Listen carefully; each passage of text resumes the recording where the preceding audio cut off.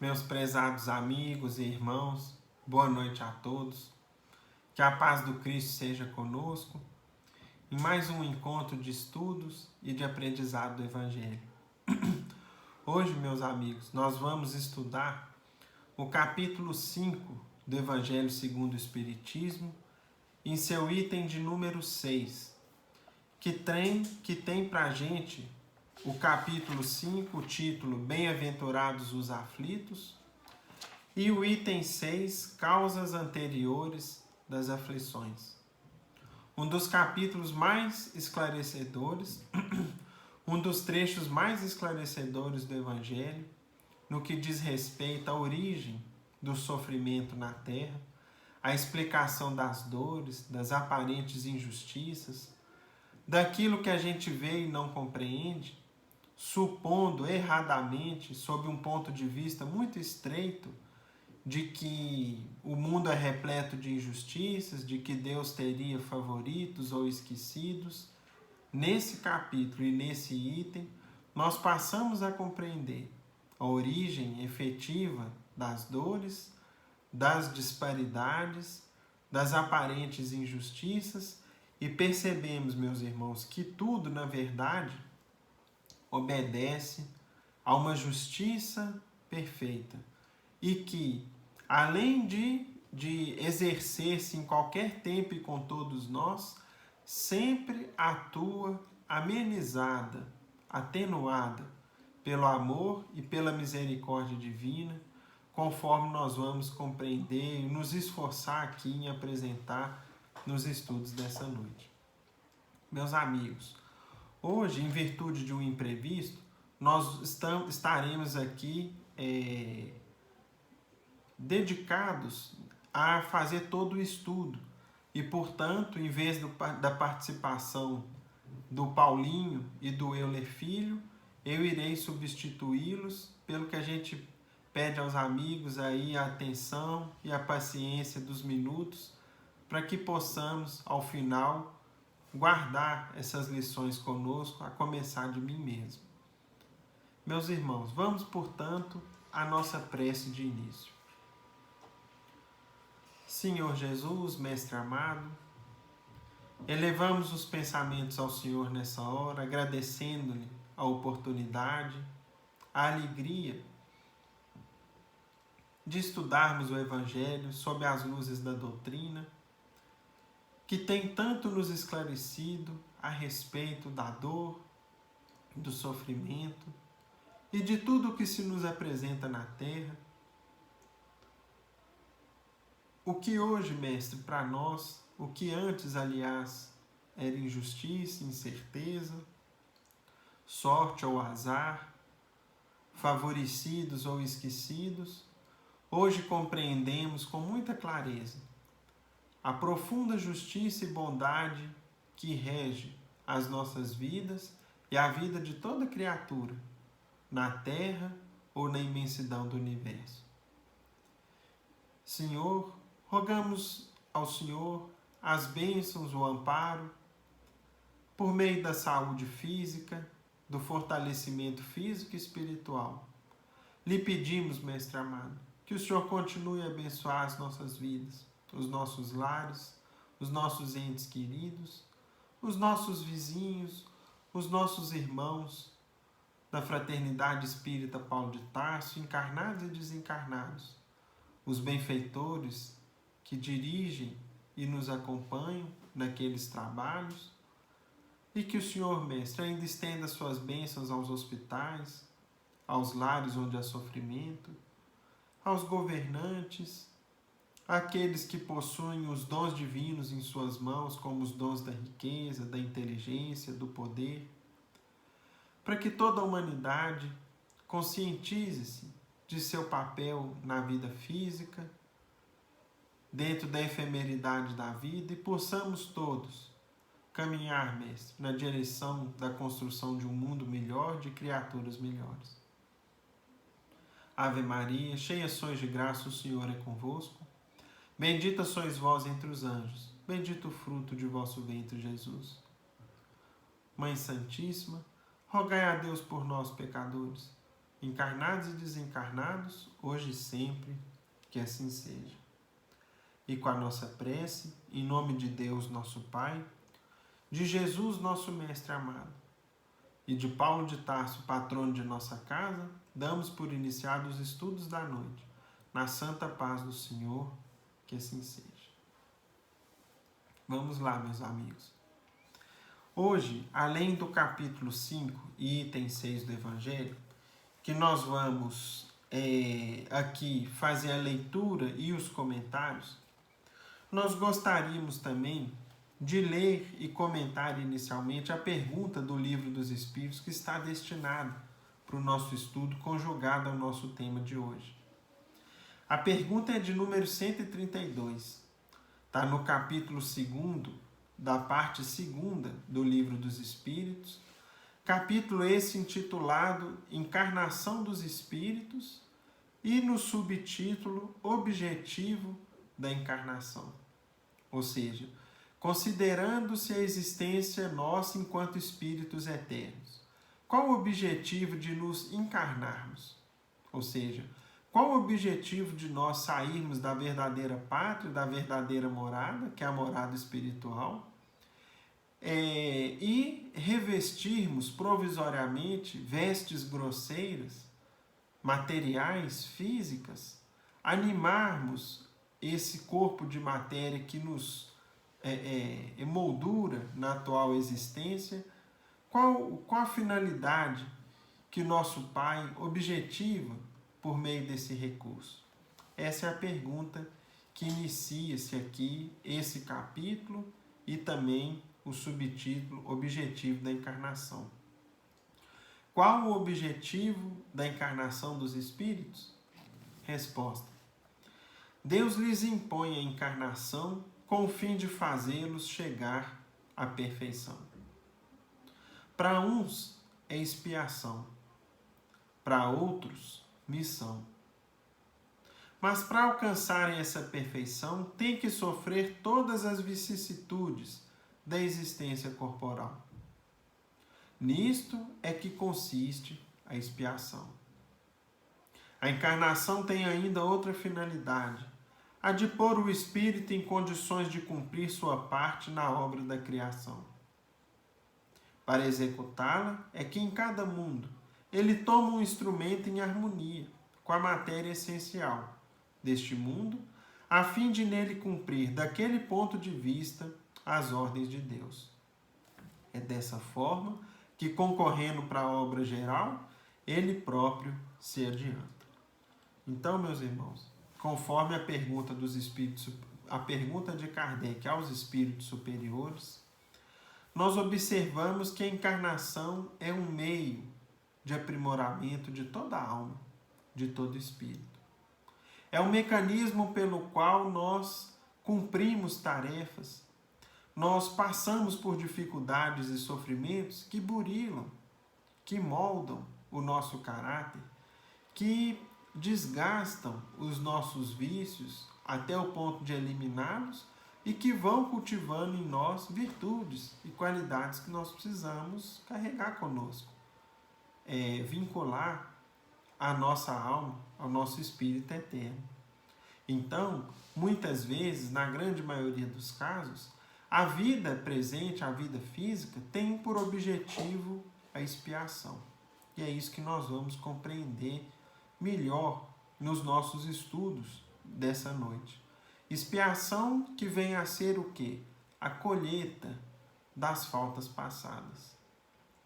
Recebermos as consequências daquilo que nós fizemos em outras existências, em outras ocasiões, em que em outras oportunidades nas quais nós deixamos a desejar, fizemos o que não devíamos. Então, meus irmãos, além disso, quando estamos na vida física, temos também como objetivo contribuir na grande obra divina. Ou seja, o Criador, em vez de fazer tudo sozinho, ele não dispensa a necessidade da lei de cooperação em sua grande obra. Pelo contrário, ele nos põe para trabalhar. suas criaturas, a quem todas ele ama, pede com que nós trabalhemos, cultivemos em nós o hábito de servir, de fazer algo útil conforme as nossas possibilidades, para que assim construamos individual e coletivamente, possamos dar sequência e construir as obras que o Pai espera que a gente faça. Pois bem, meus amigos, indo já para a nossa leitura e comentário evangélico,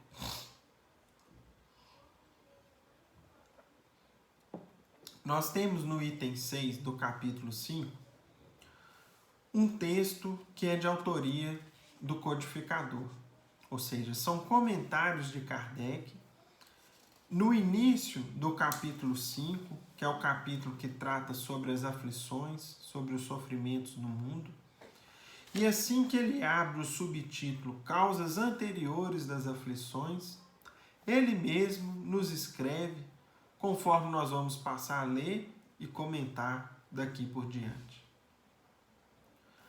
Inicialmente, meus irmãos, antes da gente passar a leitura, é necessário a gente observar que ele primeiro aborda nesse capítulo as causas atuais das aflições, mostrando para a gente que nós devemos sempre nos atentar para que muitos sofrimentos, muitas dificuldades que nós atravessamos foram criadas por nós ao longo dessa existência atual.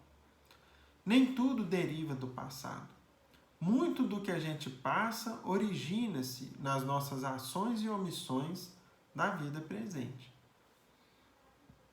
E, portanto, nós devemos refletir em torno delas.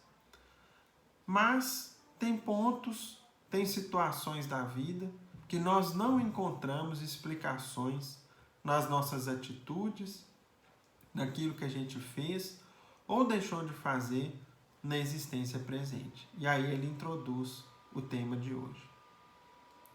Mas, se há males nessa vida, cuja causa primária é o homem, outros há também aos quais, pelo menos na aparência, ele é completamente estranho, e que parecem atingi-lo como por fatalidade.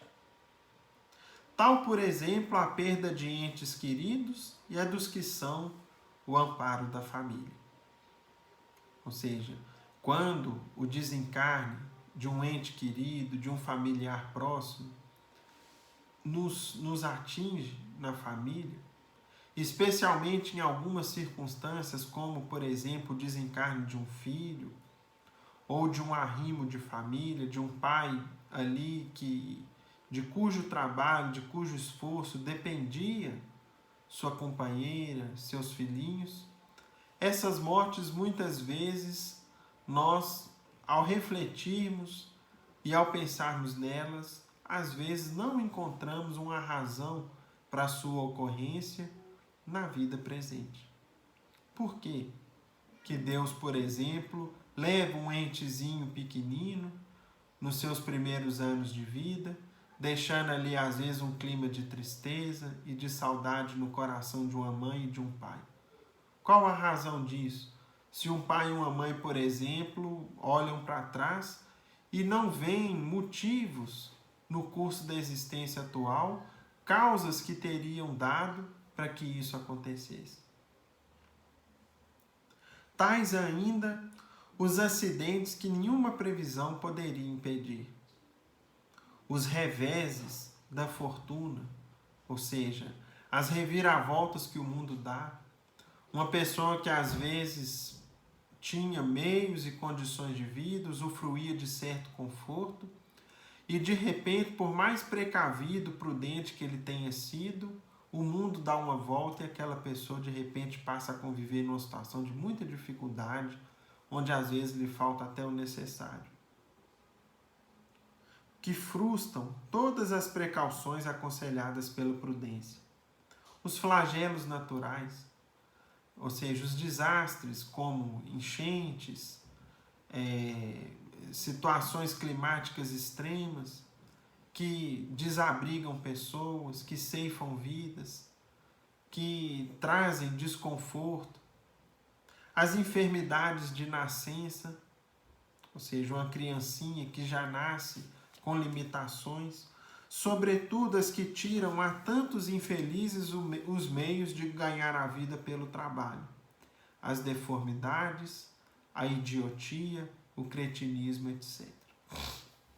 Então, dentro dessa linha de enfermidades, quantas e quantas crianças nascem, por exemplo, com uma limitação mental, seja aí, por exemplo, uma síndrome de Down, que não vai permitir a ele um pleno desenvolvimento de todas as suas capacidades, ou que nascem com uma hidrocefalia, ou que nascem, ele cita aqui o exemplo do cretinismo, hoje em dia a gente até nem ouve falar muito, mas é um distúrbio da tireoide, um hipotireoidismo, que faz com que provoque uma limitação do desenvolvimento mental da criança. Então, situações como essa, ou limitações físicas, por exemplo, a ausência de uma perna, a deformidade de um braço, dos dedos de uma mão, a cegueira, a surdez e tantas outras situações que às vezes nos atingem quando ainda crianças, sem que tenhamos tido tempo de fazer ou deixar de fazer algo que explique, que tenha dado causa àquela situação. Os que nascem nessas condições, certamente nada hão feito na existência atual para merecer, sem compensação, tão triste sorte, que não podiam evitar, que são impotentes para mudar por si mesmos e que os põe à mercê da comiseração pública. Por que, pois, seres tão desgraçados, enquanto ao lado deles, sob o mesmo teto, na mesma família, outros são favorecidos de todos os modos? Então, meus irmãos, isso muitas vezes, assim que uma criança cresce, entra aí na adolescência, na juventude, começa a perceber o mundo à sua volta, essas aparentes injustiças pulam aos olhos e muitas vezes provocam a sensação de indignação, de inconformismo, de revolta ou de uma tristeza silenciosa, porque não compreendem os motivos da distribuição da ventura e da desventura no mundo. Porque há uns tantos, há outros tão pouco, há alguns quase nada. Porque uns com tanta força, com tantas possibilidades, com um meio tão favorável para o seu desenvolvimento, e outros com um meio tão lastimável, tão difícil e que os puxa para baixo desde pequeninos. Que dizer, enfim, dessas crianças que morrem em tenra idade e da vida só conheceram sofrimentos? Problemas são esses que ainda nenhuma filosofia pôde resolver. Anomalias que nenhuma religião pôde justificar. E que seriam a negação da bondade, da justiça e da providência de Deus, se verificasse a hipótese de ser criada a alma ao mesmo tempo que o corpo, e de estar a sua sorte irrevogavelmente determinada após a permanência de alguns instantes na terra. Que fizeram essas almas que acabam de sair das mãos do Criador para se verem nesse mundo abraços com tantas misérias e para merecerem no futuro uma recompensa ou uma punição qualquer, visto que não hão podido praticar nem o bem nem o mal? Então, meus irmãos, essas situações que existem há milênios na humanidade, nenhuma religião até então, até meados do século XIX, pôde explicar. Simplesmente falar que são os desígnios de Deus, é a vontade de Deus. Mas por que Deus escolheria uns para tanto sofrimento e outros para terem uma vida, digamos, mais tranquila? Será que os filhos pagariam pelos erros de seus pais? Alguns pensam. Mas aí onde estaria a justiça divina, que faz com que uns paguem pelos erros de outros? Isso não é justiça. Isso não seria justiça. O nosso mais simples conceito de justiça repudia essa ideia, que é quando eu coloco alguém para pagar uma pena imerecida por ele, pela qual ele não faz jus. Ou seja, ele pagar uma punição em substituição a alguém. Os códigos penais atuais repudiam completamente essa ideia.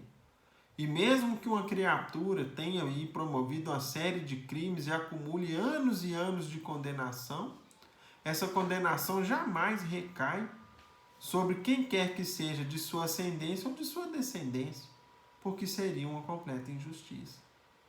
Então, meus irmãos, o fato é que, considerando-se a criação da alma junto com o corpo, ou seja, deixando-se de lado a crença na anterioridade da alma, a crença nas vidas passadas, e considerando-se que Deus nos criaria enquanto criaturas individuais, enquanto seres pensantes, enquanto seres vivos, a nossa alma, o nosso espírito inteligente, junto da criação do nosso corpo, nós, portanto, não admitiríamos a existência de um Deus justo, de um Deus bom, de um Deus onipresente, onisciente e com todos os atributos que se ligam ao Criador. Porque aí não haveria justiça. Haveria, pelo contrário, favorecidos e esquecidos da sorte ou do favor de Deus. Todavia, continua Kardec, por virtude do axioma segundo o qual todo efeito tem uma causa, desde que se admita um Deus justo, ou seja, partamos do axioma, do princípio de que Deus existe, é bom, é justo, é soberano e ama a todos indistintamente. Por virtude do axioma segundo o qual todo efeito tem uma causa, tais misérias são efeitos que hão de ter uma causa. E desde que se admita um Deus justo, essa causa também tem de ser justa. Ora, ao efeito precedendo sempre a causa, considerando-se que a causa vem sempre antes do efeito, se essa não se encontra na vida atual, como por exemplo no caso das enfermidades de nascença, há de ser anterior a essa vida. Isto é, há de estar numa existência precedente.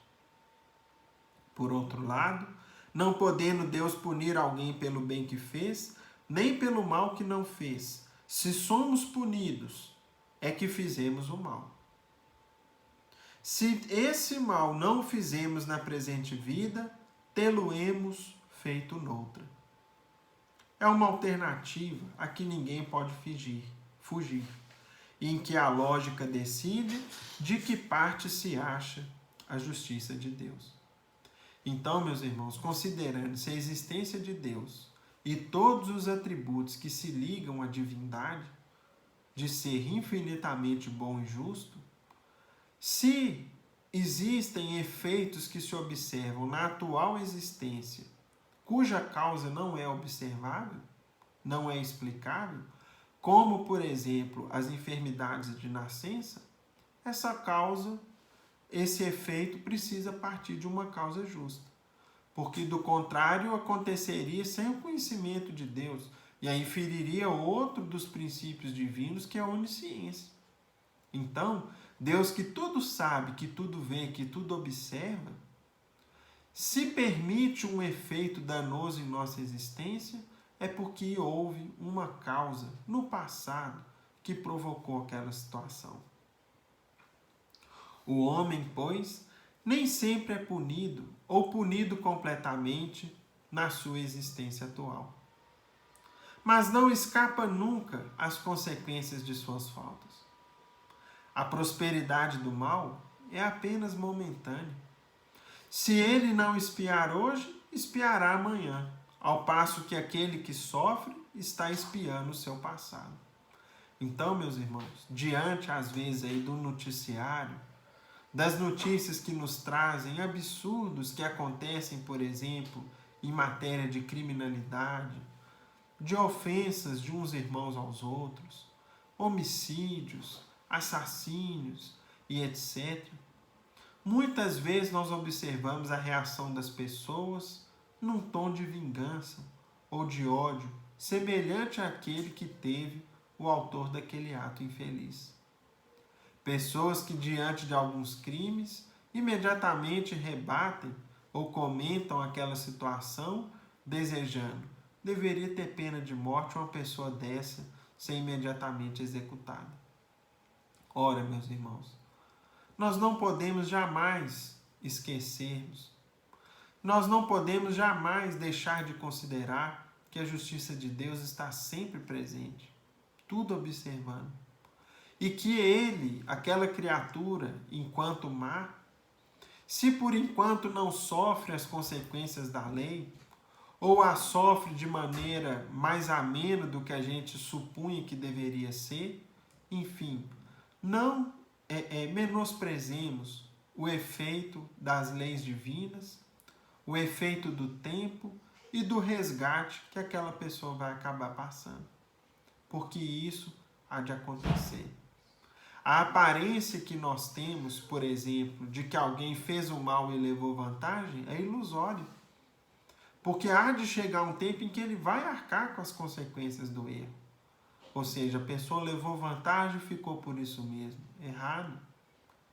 Um dia as consequências vão recair sobre ele. Mais cedo ou mais tarde. Não no nosso tempo, mas no tempo de Deus. No tempo do Criador. Portanto, meus amigos, conclui Kardec, o infortúnio que à primeira vista parece merecido tem sua razão de ser. E aquele que se encontra em sofrimento pode sempre dizer: perdoa-me, Senhor, porque pequei.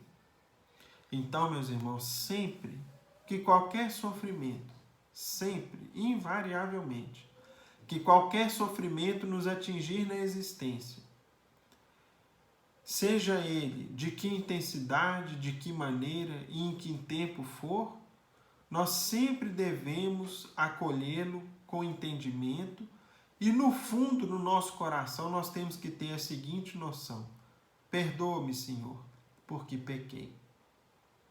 Quando o sofrimento nos atinge, Deus tem conhecimento dele e permitiu que ele acontecesse. E permitiu porque nós, de alguma forma, o merecemos. Porque nós, de alguma forma, o provocamos. Mesmo que nós não consigamos perceber essa origem na existência atual. Certamente ela se encontra em existências passadas. Nós temos, meus amigos, a esse respeito, um exemplo muito interessante no próprio Evangelho. Quando a gente estuda o Evangelho de Lucas, em uma de suas passagens, no capítulo 7,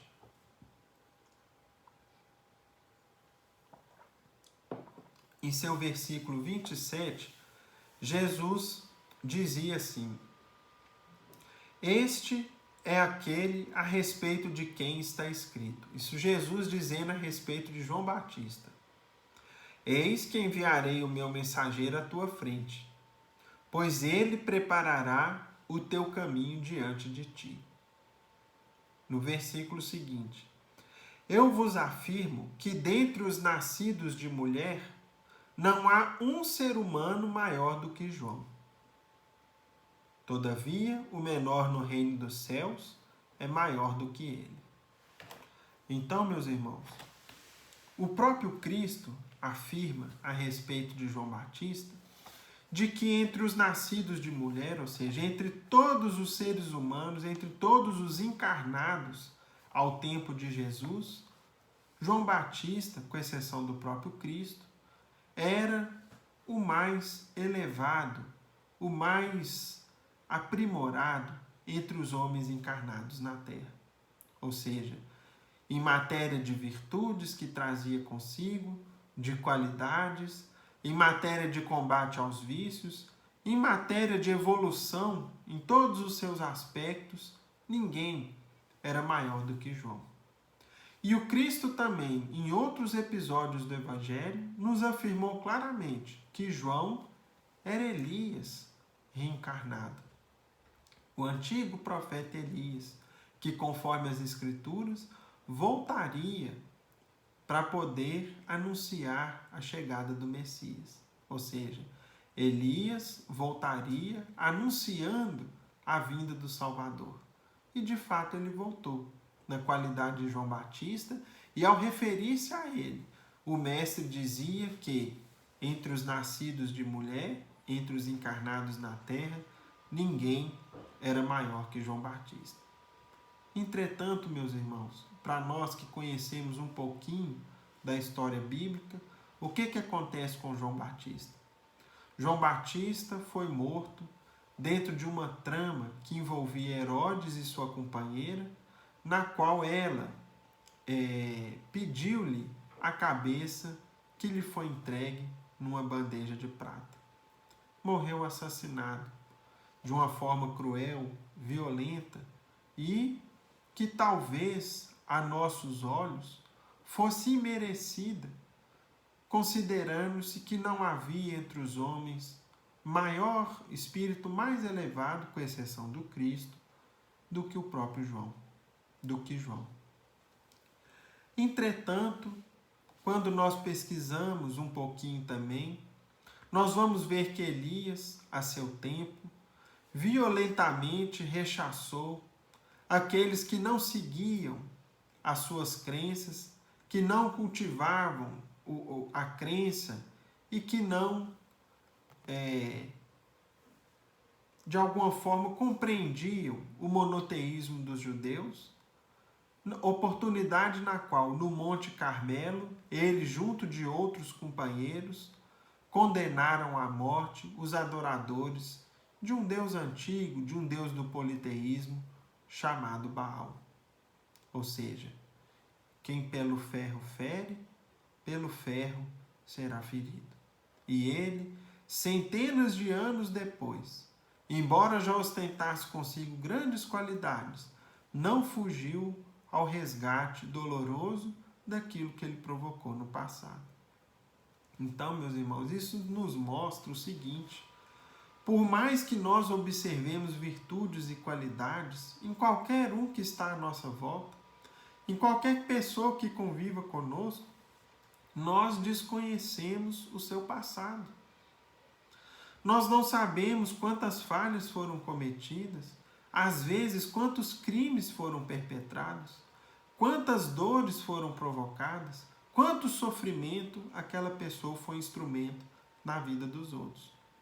Nós não sabemos isso, nem com relação aos outros, nem tampouco com relação a nós mesmos. E, portanto, sempre que o sofrimento nos visitar, não tenhamos dúvida de que houve merecimento, de que ele foi provocado em algum momento no nosso passado recente ou distante. E jamais, meus irmãos, nos permitamos o sentimento da revolta, do inconformismo, da lamentação,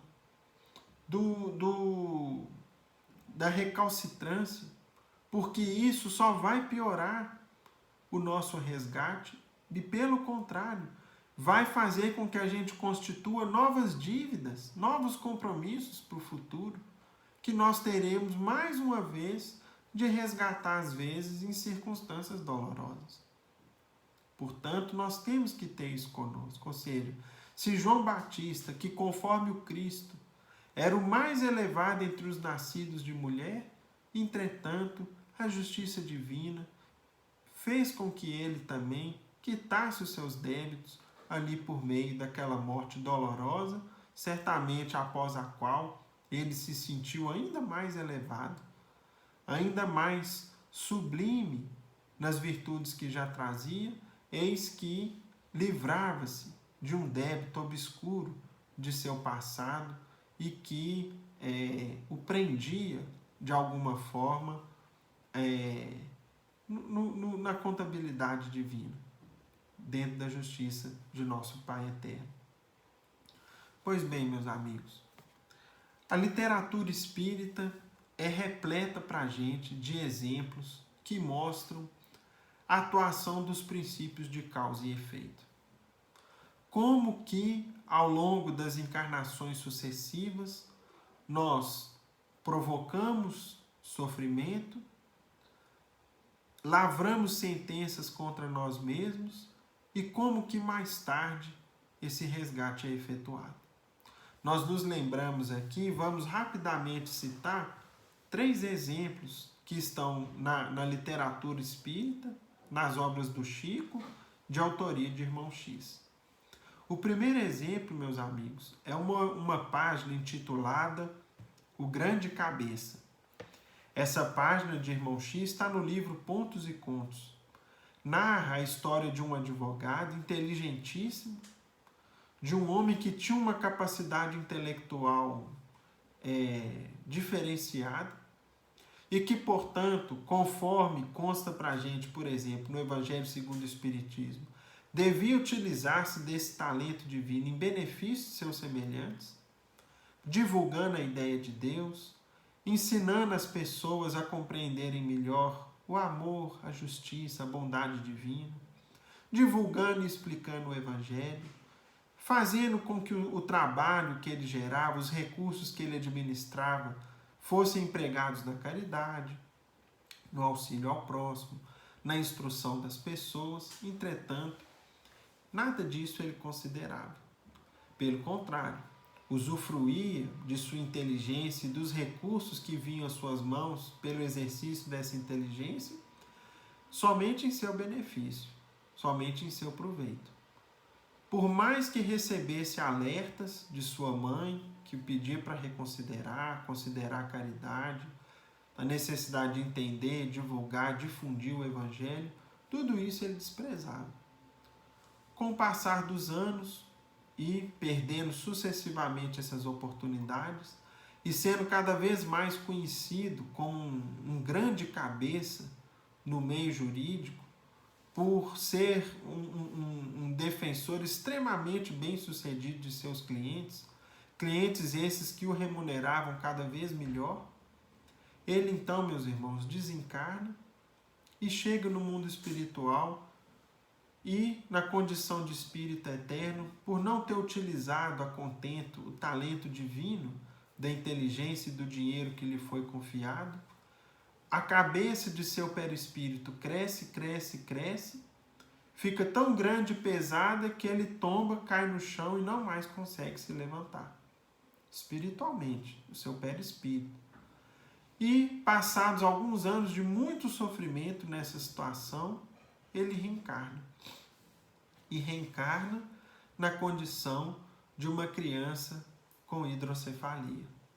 Crianças essas que nós temos, por exemplo, numa instituição muito louvável aqui em Belo Horizonte, que é o Núcleo Caminhos para Jesus, um ponto de apoio, acolhimento, tratamento desses irmãos nossos. Ou seja, são crianças que nascem com a cabeça desproporcional ao corpo e, em decorrência disso e do quadro associado a essa situação, uma limitação mental severa, transcorrendo muitas vezes a vida toda em completa dependência e numa limitação física muito grande. Há um outro exemplo, meus amigos, ainda na obra de Irmão X, que os irmãos também podem pesquisar, somente aqui também para a gente comentar, dentre os muitos que tem, a respeito de um medicamento que algumas décadas atrás provocou um problema de saúde pública muito grande no mundo, que foi a chamada talidomida. A talidomida foi um medicamento, à época, desenvolvido aí no final da década de 40, início da década de 50 do século passado, por um laboratório alemão, a Bayer, se eu não me engano, e que era prescrito para gestantes no início do processo gestacional, para enfrentar as dificuldades do enjoo, que é muito comum na mulher grávida, especialmente aí nos primeiros meses. Então era um medicamento que ajudava a amenizar os efeitos do enjoo. Entretanto, meus irmãos, passado algum tempo, começaram a reencarnar, a nascer uma série de crianças com deformidades físicas. Algumas com má formação nos braços, não tendo, por exemplo, o antebraço. Outras com má formação nas pernas, lhes faltando, por exemplo, um pedaço, um segmento da perna ou dos pés. E mais algum tempo observou-se que era um efeito colateral desse medicamento. E aí então recomendou-se a suspensão imediata dele, e até hoje ele não pode ser utilizado, não é utilizado, por exemplo, por qualquer gestante, porque ele provoca, ele induz essa má formação fetal.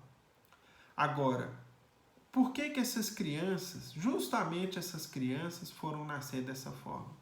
Há uma página de Irmão X nos contando que, em quase que sua totalidade, aquelas criancinhas que nasciam com essas limitações foram espíritos que na encarnação anterior provocaram crimes indescritíveis contra vítimas indefesas, exatamente lhes cortando os pulsos, os braços ou as pernas, para lhes furtar, para lhes subtrair colares, braceletes, objetos quaisquer de valor que elas ostentassem numa circunstância de guerra ocorrida na Europa, no decorrer da Segunda Guerra Mundial. Então, nós vemos também nesse exemplo de Irmão X, de que o mecanismo da justiça divina utilizou-se de um medicamento e ali reencarnaram as crianças, os espíritos que tinham débitos terríveis com a justiça divina e que por aquele mecanismo iniciavam o processo de resgate. A página, meus irmãos, é mais ampla, descreve com muito mais detalhes e também pode ser pesquisada pelos irmãos. Ela está no livro, se eu não me engano, Contos desta e da Outra Vida. Basta pesquisar Talidomida, Irmão X, aí na internet que a gente consegue localizar.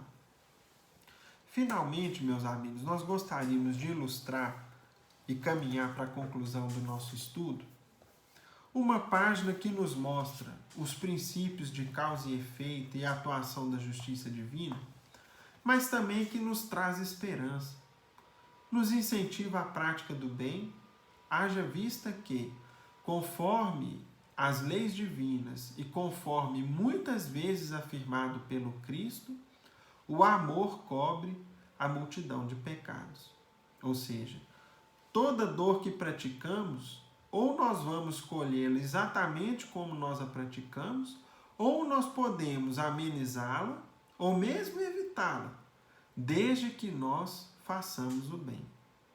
Nos tribunais da justiça divina, sobre os quais rege um princípio de amor acima de tudo, todo o bem praticado atenua as nossas faltas, atenua o rigor da justiça e defende-nos diante das consequências que a gente teria que passar.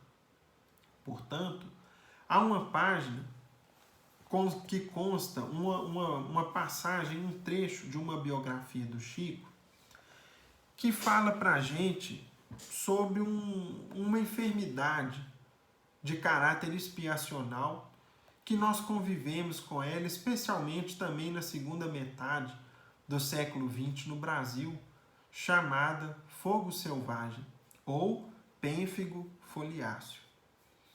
Conta-nos Marcel Sotomayor, na biografia do Chico, intitulada As Vidas de Chico Xavier, que Chico Xavier mudou a vida de Aparecida Conceição Ferreira, uma enfermeira do setor de isolamento da Santa Casa de Misericórdia, lá em Uberaba. Especializada no tratamento de doença contagiosa, ela deu os primeiros passos em direção ao desconhecido, antes mesmo de conhecer o fenômeno de Pedro Leopoldo. É como o autor aqui se refere ao Chico, que havia se mudado há pouco tempo para Uberaba, nessa circunstância aqui. No dia 8 de outubro de 1958, então vamos ver aqui o que aconteceu na vida de Dona Aparecida, e lá na frente nós vamos ver a explicação para o sofrimento dela e dos seus assistidos. Como que os princípios de causa e efeito atuam, mesmo que passados, às vezes, alguns séculos dos fatos ocorridos. No dia 8 de outubro de 1958, Aparecida abandonou o emprego para acompanhar 12 vítimas de pênfigo foliáceo, ou fogo selvagem. Depois, aqueles que quiserem conhecer, meus irmãos, basta pesquisar também na internet para a gente conhecer um pouco mais sobre essa enfermidade muito difícil. Com os corpos cobertos de bolhas, muitas delas transformadas em crostas, elas receberam alta do hospital sem qualquer perspectiva de cura. A direção considerou o tratamento longo e caro demais. Então, o que o hospital fez naquela ocasião? Havia lá 12 vítimas, 12 enfermos do fogo selvagem, que não melhoravam, não apresentavam evolução significativa, e numa atitude lamentável, o que o hospital fez? Olha, esse pessoal não vai melhorar, então vamos dar alta para eles. A enfermeira, inconformada, pediu demissão e saiu pelas ruas da cidade em busca de abrigo para as vítimas da doença inexplicável. Febris, algumas com os pés descalços, elas deixaram um rastro de sangue pelas calçadas e terminaram a Via Crucis sem ter onde ficar. As pessoas apenas olhavam para o grupo e apertavam os passos, sem conseguir disfarçar o nojo. Aparecida então levou as 12 pessoas para a própria casa. Na época, a doença era considerada contagiosa, ou seja, não se sabia a origem daquilo e muitos achavam que aquilo era contagioso. Os vizinhos ficaram apavorados. A família também. Seu marido e os filhos lhe deram um ultimato. Ou eles, ou nós. E a resposta dela: fico com eles. Os doentes ficaram na casa 4 dias, até alguém comovido alugar um barracão a 2 quadras de distância. A temporada no novo endereço durou o mesmo período, ou seja, ficaram 4 dias dentro da casa dela, depois mais 4 dias num barracão alugado, e 4 dias depois, a prefeitura cedeu um pavilhão no Asilo São Vicente de Paulo para os enfermos. Eles poderiam ficar ali durante 10 dias, até conseguirem novo abrigo. Os 10 dias se prolongaram por 10 anos. E desde a primeira noite, Aparecida passou a morar com as vítimas do fogo selvagem. Em 1959, o número de doentes já havia quadruplicado, 48 enfermos. Um deles estava louco, descontrolado. Aparecida decidiu pedir socorro a Chico Xavier. Foi até a comunhão espírita cristã com o amigo e o doente, e quando lhe apontaram um espírita, levou um susto. Viu um senhor com a cabeleira branca e reconheceu a figura estampada em livros de literatura. Era Castro Alves. Chico ainda passava para o papel um poema assinado pelo morto ilustre, quando a Aparecida voltou para casa. O doente estava inquieto demais e não poderia esperar. Na tarde seguinte, a Aparecida teve outra surpresa. Recebeu de um auxiliar de Chico Xavier 2 conjuntos de roupas para cada doente. Lençóis, fronhas, pijamas, toalhas de rosto e de banho. E ainda ganhou 3 vestidos e um par de sapatos. Ficou perplexa. Nem havia conversado com o médium. Na época, cada doente tinha apenas um conjunto de roupas e, após o banho, precisava ficar nu na cama, enquanto ela lavava e passava as roupas. Sua situação também era precária. Aparecida andava descalça, tinha um avental. Um detalhe deixou a ex-enfermeira ainda mais impressionada.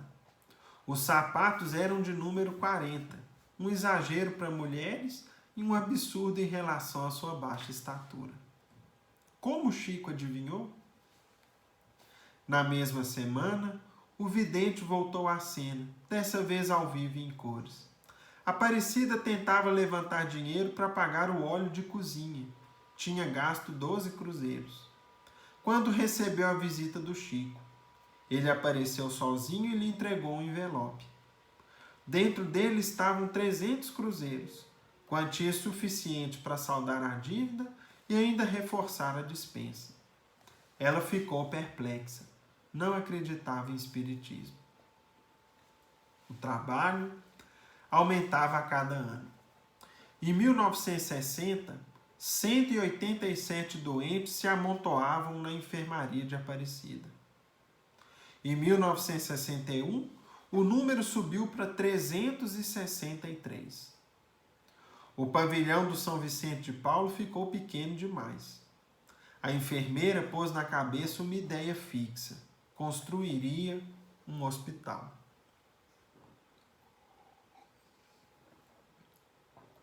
Um conhecido lhe ofereceu um terreno por 300 mil. Aparecida nem pensou duas vezes.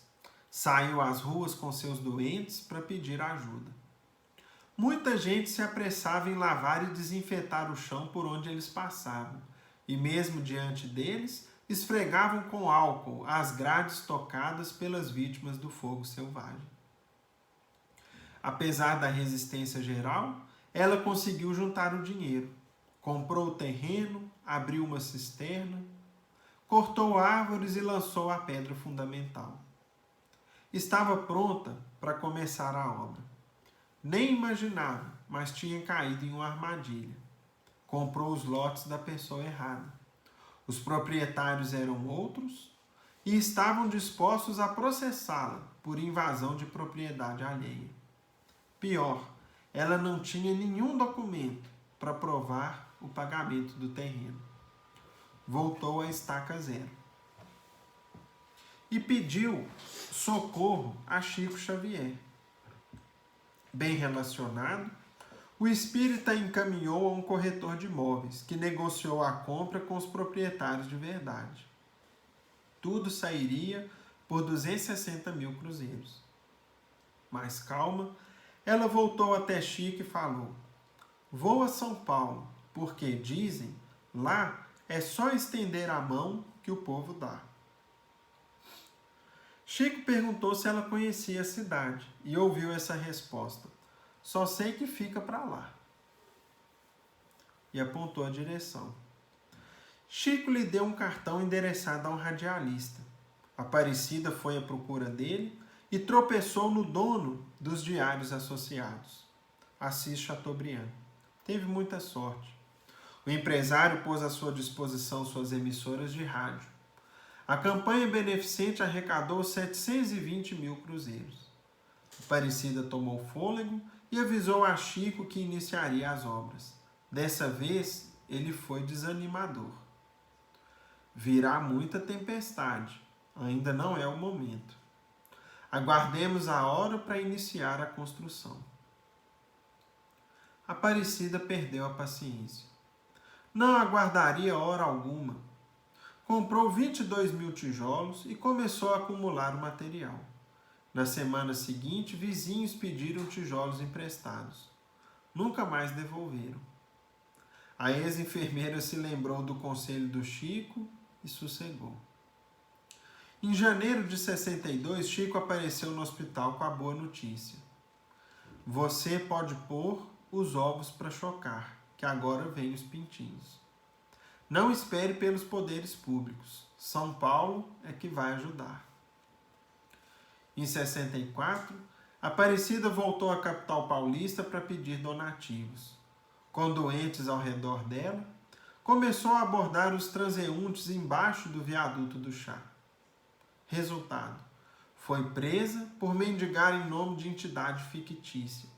Ficou atrás das grades 8 dias, até provar sua honestidade.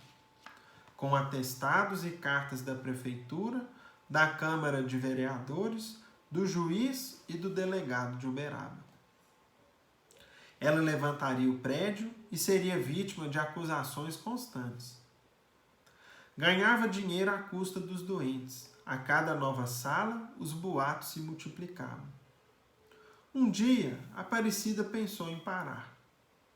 Ouviu de Chico, já acostumado com a desconfiança geral, uma contra-ordem firme. Se você desistir, Cida, vão dizer que você já roubou o suficiente. Em uma tarde, e agora vejam aqui, meus irmãos, o que são as vidas passadas, os sofrimentos e os compromissos que a gente abraça na atual existência. Em uma tarde, para estimular a ex-enfermeira, ele cometeu uma rara indiscrição. Revelou a Aparecida a última encarnação dela. Aparecida tinha sido responsável pela morte de muitos hereges nas fogueiras da Inquisição. Na atual temporada, ela resgatava sua dívida. Os doentes também. As vítimas do fogo selvagem, tratadas por ela, tinham obedecido às suas ordens e incendiado os corpos. Aparecida se aproximou do espiritismo.